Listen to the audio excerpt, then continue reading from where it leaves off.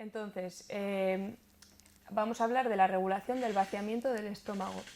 Como hemos dicho, las funciones del estómago son dos. Uno, permitir el vaciamiento del contenido gástrico a un ritmo compatible para luego procesar el quimo en el intestino. Y dos, evitar el reflujo del contenido duodenal hacia el estómago. O sea, una vez que baja el contenido del estómago al duodeno, que no vuelva hacia atrás. Entonces, para realizar estas dos funciones hay dos tipos de señales reguladoras, que son señales nerviosas y hormonales, que van a ser las dos señales que van a regular casi toda la digestión. Estas señales son emitidas tanto por el estómago como por el intestino delgado. Entonces, vamos a hablar primero de las señales del estómago. Vamos a dividirlas, como hemos dicho, en nerviosas y en hormonales. Entonces, las señales nerviosas aumentan la velocidad del vaciamiento gástrico del estómago. O sea, las señales nerviosas del estómago aumentan la velocidad del vaciamiento gástrico. La distensión de las paredes estomacales es lo que estimula los mecanorreceptores que mediante reflejos vagales por el nervio vago o el parasimpático aumentan las contracciones peristálticas del estómago y la fuerza de contracción del antro y relajan el esfínter pilórico. Eso hace que aumente la velocidad del vaciamiento, ¿no? Hay más contracción, menos presión en el esfínter pilórico, que es el de salida, la puerta de salida, y más fuerza de contracción. Entonces, luego tenemos las señales hormonales. Estas, en cambio, hacen lo contrario, retardan el vaciamiento gástrico. Entonces, la presencia de algunos alimentos, como la carne, el alcohol, el café, el té, el chocolate, provocan que las células G, que son unas células que están en el estómago, acordaos, células G de gástricas, ¿no? Células gástricas del antro, liberan una hormona que se llama gastrina. Y esta hormona va a la sangre. Entonces, la gastrina estimula el movimiento del antro, pero cierra el esfínter pilórico, retardando el vaciamiento.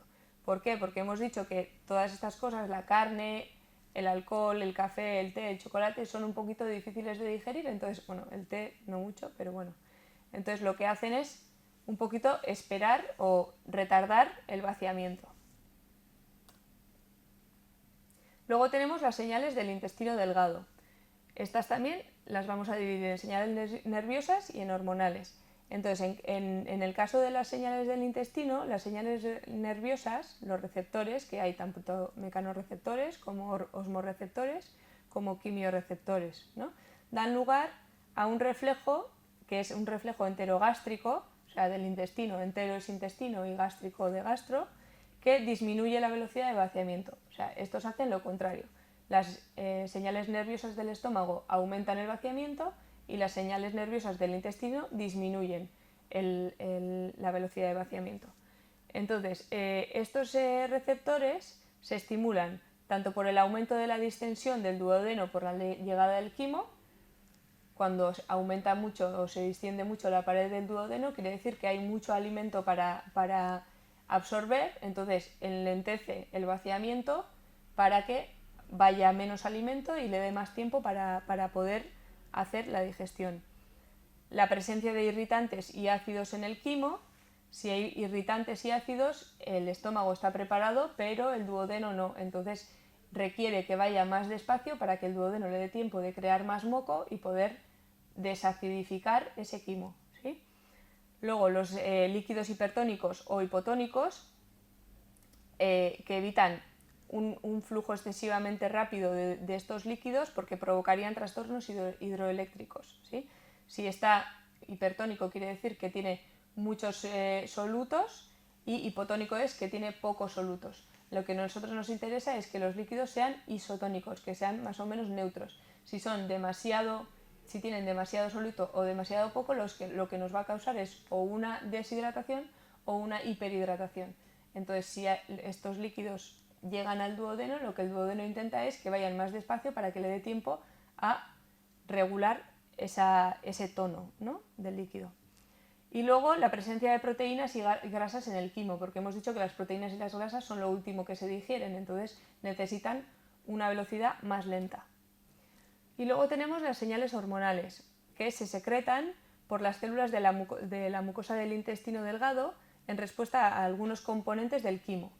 Entonces, en el duodeno se secretan la secretina y la colecistoquinina. Y en el yeyuno proximal, que es el siguiente tramo del intestino delgado, primero está el duodeno, luego el yeyuno y luego está el ilion.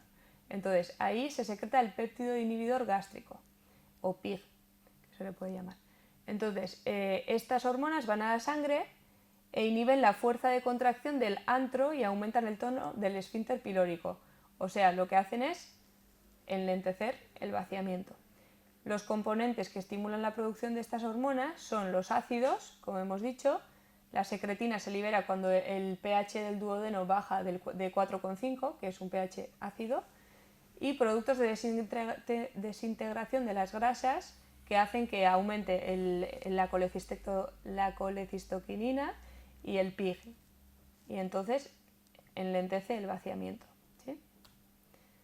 Entonces, hemos dicho que las dos señales, tanto hormonales como nerviosas del intestino delgado, lo que hacen es hacer más lento el vaciamiento del estómago. Frena un poquito al estómago para que vaya más lento todo. Entonces, el estómago secreta a diario más o menos 2-3 litros de jugo gástrico. Y la mucosa gástrica presenta varios tipos de células y glándulas que son las que producen este jugo gástrico. Entonces, tenemos las células epiteliales superficiales y luego tenemos las glándulas gástricas que están formadas por diferentes células, las mucosas, las principales, las parietales y las enterocromafines, que cada una secreta algo distinto, y luego tenemos las glándulas pilóricas, que en estas encontramos las células principales o pépticas y las endocrinas, que también cada una tendrá su propia secreción distinta. Entonces vamos a explicar un poquito, uno a uno, esas células, ¿sí? Entonces, primero hablaremos de las células epiteliales superficiales, que estas secretan moco y bicarbonato. Como hemos dicho, desde el estómago nos llega un pH muy ácido. Entonces, para neutralizar ese ácido, lo que necesitamos es bicarbonato, que es lo que hace que el pH se haga más básico, ¿no? Entonces, el moco y el bicarbonato, lo que hacen es formar una barrera protectora, más o menos de medio milímetro de grosor, y así protege de lesiones mecánicas y químicas, ¿no? Entonces, esto lo que hace es inactivar la pepsina antes de que contacte con la pared gástrica. ¿Por qué?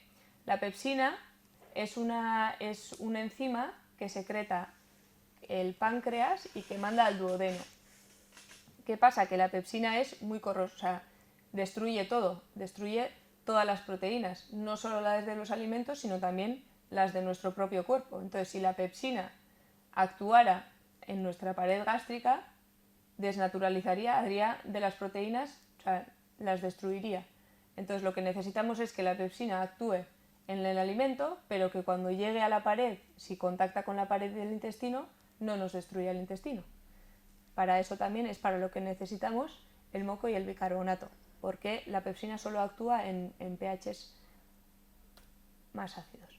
Entonces, en la mucosa del fundus y del cuerpo del estómago, no en la curvatura menor, hay 4 tipos de células: las mucosas, las principales, las parietales y las enterocromafines.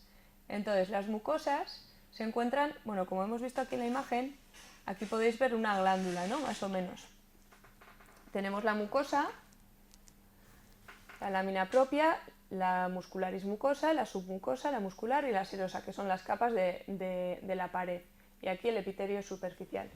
Y aquí podemos ver las glándulas, ¿no? Que serían todas esas. Entonces, en las glándulas, como vemos, tenemos diferentes células que cada una tendrá su función, que secretarán cosas y saldrán luego de los poros que tienen en la pared, ¿sí?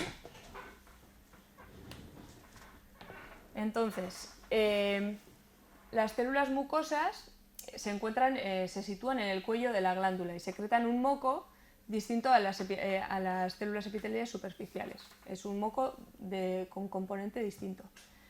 Luego están las células principales o pépticas. Estas secretan pepsinógenos. O sea, cuando el pepsinógeno contacta con el ácido clorhídrico del estómago, se activa dando lugar a la pepsina, que es el enzima proteolítico que hemos dicho, ¿sí? Luego están las células parietales u oxípticas, que estas son las que secretan el ácido clorhídrico y el factor intrínseco. El ácido clorhídrico es lo que hace que haya una acidez en el estómago. Perdonad, se ha ido, no sé por qué.